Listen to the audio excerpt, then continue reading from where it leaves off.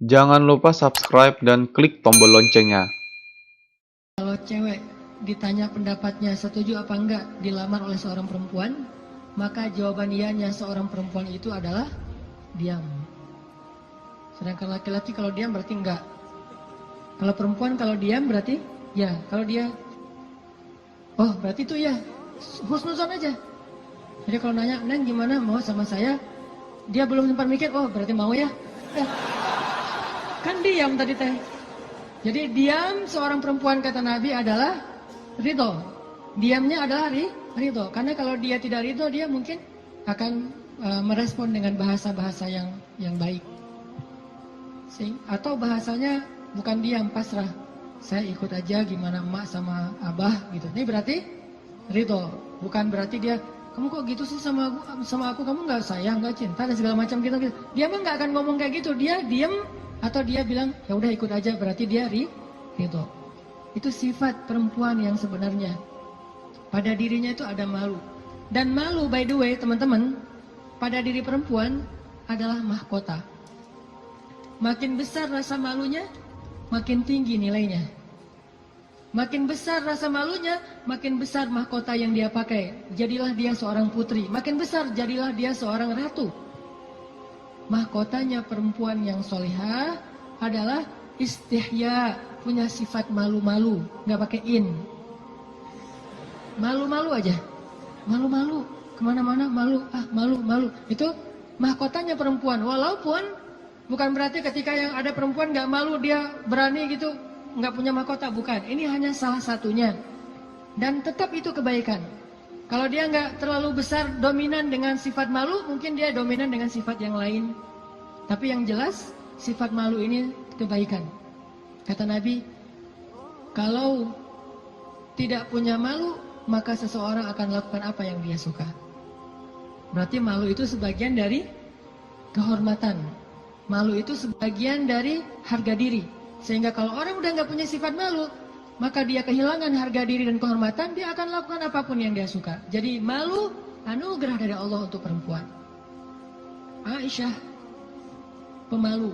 Saking pemalunya Aisyah, kalau lagi malu wajahnya kemerah-merahan, pink. Pink dalam bahasa Arab humairo. Pink itu humairo. Aisyah itu kalau lagi malu pink wajahnya. Sehingga kalau Nabi melihat wajah Aisyah pink, humairo, Nabi senang melihat Aisyah, oh Aisyah lagi malu, Aisyah lagi senang, Aisyah lagi tersipu-sipu, sehingga wajahnya menjadi pink. Aisyah itu seorang perempuan yang sangat pemalu, sama dengan Maryam, sama dengan Khadijah, sama dengan Fatimah, perempuan yang sangat pemalu. Coba teman-teman renungkan kisah gimana pemalunya Aisyah. Pernah ketika Rasulullah SAW sudah wafat, kan Rasulullah itu dimakamkan di dalam rumah Aisyah. Soalnya SOP para nabi, mereka dimakamkan di tempat mereka wafat, nggak boleh dipindahkan. Itu udah jadi SOP-nya para nabi itu.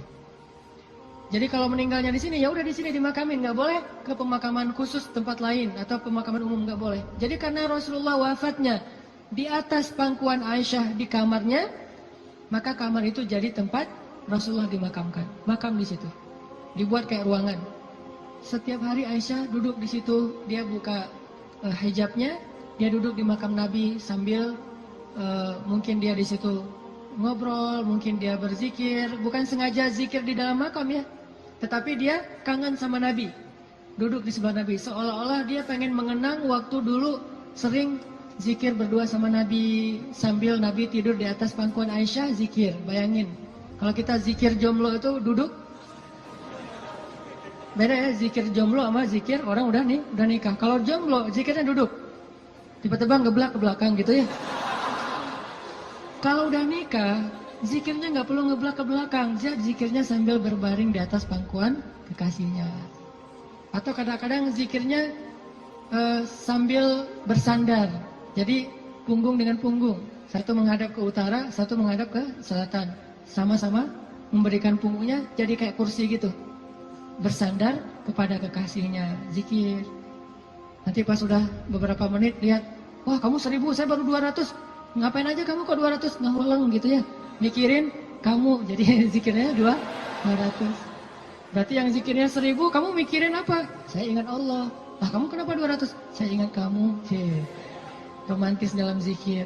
Artinya Aisyah tuh teringat masa-masa zikir dengan Rasul, sholat sunnah bareng dengan Rasul. Kan saya sering cerita tuh, Rasulullah kalau malam tahajud, beliau sholat tahajud sendiri dulu, nggak ngebangunin Aisyah. Kenapa? Karena tahajud Nabi itu di atas standar manusia biasa. Kalau ngebangunin Aisyah kasihan, nggak akan kuat Aisyah. Ini sayangnya Nabi kepada Aisyah, sampai dalam bab ibadah aja diringankan selama tidak melanggar syariat. Nabi nggak mau ngeberatin Aisyah sholat tahajud bareng dengan Nabi. Aisyah, tahajud yuk. Hayu, kata Aisyah. 1 rakaat Al-Baqarah, Ali Imran, An-Nisa, Al-Maidah, Al-An'am. Siapa yang kuat? Nggak usah Aisyah, Abdullah ibnu Mas'ud aja pernah jadi makmum dadakan di belakang Nabi, itu hampir batal sholatnya. Wah, Nabi lagi sholat tahajud, nggak makmumin udah aja makmumin. Nabi baca Alif Lam Mim Dzalikal Kitabul La Raiba Fi. Abdullah masih antang-antang aja. Lama-lama kok udah setengah juz ya perasaannya. 1 juz, 2 juz, sampai selesai Al-Baqarah. Mulai ini Abdullah curiga nih, Masuk lagi Alif Lam Mim Ali Imran. Masuk lagi Ya Ayuhan Nas An-Nisa. Masuk lagi Al-Maidah. Masuk Al-An'am 7 juz 1 rakaat. 7 juz 1 rakaat. Kita 1 rakaat 7 surat. An-Nas, Al-Falaq, Al-Ikhlas. Dari ujung aja pokoknya 7 surat. Ini 7 juz 1 rakaat. Atau kadang-kadang kita 7 rakaat 1 surat. Yaitu Al-Ikhlas terus. Asal sholat pasti Al-Ikhlas. Walaupun kalau dia membaca Al-Ikhlas itu karena cinta kepada surat itu, dia akan masuk surga dengan surah Al-Ikhlas. Masalahnya kita benar nggak sih cinta ke Al-Ikhlas? Kan kita suka pakai hadis sahabat itu ya. Ada sahabat kalau ngeimamin pasti bacanya Al-Ikhlas tuh kan. Sahabat aja bacanya Al-Ikhlas mulu. Sampai dilaporin ke Nabi, ya Rasulullah dia tuh kalau ngimamin kurang variatif Kurang variatif gimana? Ayatnya monoton, Al-Ikhlas saja nggak ganti-ganti. Dipanggil sama Nabi, kenapa kamu bacanya kok Al-Ikhlas saja nggak yang lain? Ya Rasulullah, saya cinta dengan surat itu. Nah di surat itu disebutin sifat-sifat Allah. Nabi tersenyum mengatakan, kamu masuk surga karena apa yang kamu cintai. Pertanyaannya, kita gitu atau ada modus lain? Al-Ikhlas itu nggak perlu mikir dan cepat kan? Jadi bukan karena cinta banget dengan Al-Ikhlas. Ini harus jujur nih. Nabi sholat tahajud. Udah selesai tahajud, baru ngebangunin Aisyah pas witir. Jadi Aisyah itu diajak sholatnya pas witir. Aisyah, witir yuk. Kan Aisyah manja-manja gitu kan ya. Susah bangunnya, akhirnya dipercikin air di wajahnya sama Nabi. Kan saya sering bilang, percikan air ke wajah calon kita. Kalau belum ada latihan pakai guling dulu, guling di latihan. Biar pas mercikinnya itu enak gitu. Kalau ini ada lebih rezeki sedikit, beli nano spray. Kan enak tuh malam-malam nano sprayan. Jadi masuk ke pori-pori langsung segar gitu. Nah, artinya Rasulullah memercikan air ke wajah Aisyah. Ayo Aisyah tahajud. Akhirnya witir bareng. Setelah selesai witir, kan Nabi itu kalau sholat tahajud itu ini ada tutorial tahajud ala Rasulullah ya. Kan tahajud bebas sebetulnya, tapi Rasulullah juga punya style sendiri tahajudnya. Sahabat-sahabat masing-masing punya style. Ada tahajud di atas atap. Siapa itu? Bilal. Bilal kalau tahajud pasti di atas atap rumah. Umar kalau tahajud pasti depan rumah. Bukan di dalam rumah, di depan. Dia keluar dari rumahnya, tahajud di depan rumah. Bacanya kencang-kencang. Bismillahirrahmanirrahim. Satu Madinah bangun gara-gara suara Umar. Kalau Abu Bakar tahajudnya di musolanya sendiri, khusyuk sendiri, nggak mau ketahuan orang. Ini gayanya beda-beda. Gue dengan gaya gue gitu ya. Umar di depan rumah, Bilal di atas atap, Abu Bakar sendiri di dalam mihrab. Rasulullah juga punya style. Style tahajud Nabi gimana? Beliau tidur, tahajud, witir, tidur, subuh. Jadi sebelum subuh beliau tidur dulu. Cuman tidur yang keduanya Nabi bersandar biasanya. Kalau nggak bersandar di tiang, di dinding, bersandar kepada Aisyah. Itu tahajud ala Rasulullah. Nggak mungkin kita ngikutin sunnah ini kalau belum Banyak sunnah yang kita nggak bisa ngikutin kalau belum nikah, teman-teman.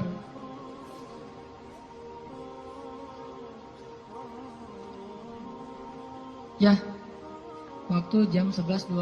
Sebentar lagi ya, 5 menit aja lagi. Ini kisah Musa. Lanjut ya, dipotong ya. Jadi Nabi SAW itu dengan Aisyah, kalau tahajud membangunkan Aisyah dan tidak membiarkan Aisyah. Artinya Nabi SAW mengajarkan kepada kita bagaimana beliau memperlakukan istrinya, bagaimana rumah tangga beliau, yang itu kemudian menjadi kebaikan kepada Allah. Jadi mendapatkan istri untuk lebih dekat kepada Allah, biar bisa tahajud bareng. Coba bayangin teman-teman, kita pengen nikah, kenapa kamu pengen cepat-cepat nikah? Karena pengen buka puasa berdua. Bentar lagi Ramadan nih, masa puasa sahur masih sendiri kan? Kenapa kamu pengen nikah? Pengen tahajud berdua. Kenapa kamu pengen nikah? Pengen ngaji berdua, store hafalan. Suaminya hafal surat Al-Ikhlas, store gitu ke istrinya. Kan baru hijrah, Al-Ikhlas dulu kan? Al-Fatihah, Al-Ikhlas. Nanti istrinya store. Store-nya apa? Surah Al-Isra. Ternyata istrinya hafizah. Ya, suaminya baru hijrah. Jadi Al-Ikhlas versus Al-Isra. Beda banget kan? Al-Ikhlas juga masih banyak salah. Kulawahan gak lewat-lewat gitu. Atau kuliah ayyuhal kafirun gak khatam-khatam, muter. Kan la abudu mata abuduan terus aja di situ kan? Ini karena belajar, baru belajar. Istrinya udah Al-Isra, Maryam, Toha, Qasas segala macam. Kenapa pengen nikah? Karena pengen bareng mendekat kepada Allah SWT. Itu yang Nabi Musa cari. Akhirnya perempuan itu datang menemui Musa, sebagaimana Aisyah sangat pemalu. Tadi nggak tuntas ceritanya, next time insya Allah. Datanglah perempuan itu kepada Musa bilang, ayahku pengen ngundang kamu dinner di rumah. Itu bahasa kita mah, di dinner atau lunch lah di rumah, makan siang gitu. Kayaknya sih dinner, udah sore soalnya. Makan malam di rumah. Oh iya, jalan nih. Tahu gimana cara jalannya? Musa di depan, cewek itu di belakang. Nggak dibalik, cewek di depan, Musa di belakang. Nggak. Etika jalan laki-laki perempuan yang belum muhrim, perempuan di belakang, laki-laki di depan. Supaya apa? Supaya tidak melihat bagaimana cara jalannya. Terus kan Musa nggak tahu rumahnya kemana, gampang. Tinggal di Sherlock aja. Kalau nggak Sherlock, kitanya yang jadi Google Map gitu. Jadi kayak Waze gitu. Belok kanan, turn right, turn left, after gitu. Tinggal Musa belok kanan, belok kiri. Yang penting Musanya di depan, perempuan itu di belakang. Dan itu etika yang luar biasa. Sehingga perempuan ini menyimpulkan, laki-laki ini selain kuat, ternyata amanah, nggak caper, nggak sok-sok dekat gitu. Kan kita lagi di perjalanan, daripada kamu diganggu orang biar aku jagain. Nggak, Musa itu orang yang sangat amanah. Jadi kalau belum nikah aja dia sangat jaga, jangan sampai membuat perempuan ini tercela, apalagi setelah menikah. Sampai di rumah, cewek ini ngomong ke ayahnya, ya, abah, bapak gitu ya, ya abati. Itu laki-laki itu kuat dan amanah loh. Kalau ayah butuh pekerja, kayaknya dia yang paling tepat jadi pekerja di rumah kita. Ini sebetulnya kode. Perempuan kalau ngomong dengan bahasa kayak gini, berarti dia perhatian. Kalau dia udah bisa menyimpulkan dia kuat, dia amanah, dia tepat sebagai pekerja, berarti dia perhatian. Kalau enggak, dia nggak akan ngasih komentar. Ayahnya paham. Ini bahasa elegan orang zaman dulu. Kalau sekarang kan, ya pengen nikah, gitu kan vulgar kan ya. Kalau dulu kode tuh, ya itu kayaknya cocok bekerja ke kita. Kata ayahnya, oh ya nanti ayah bicara sama dia.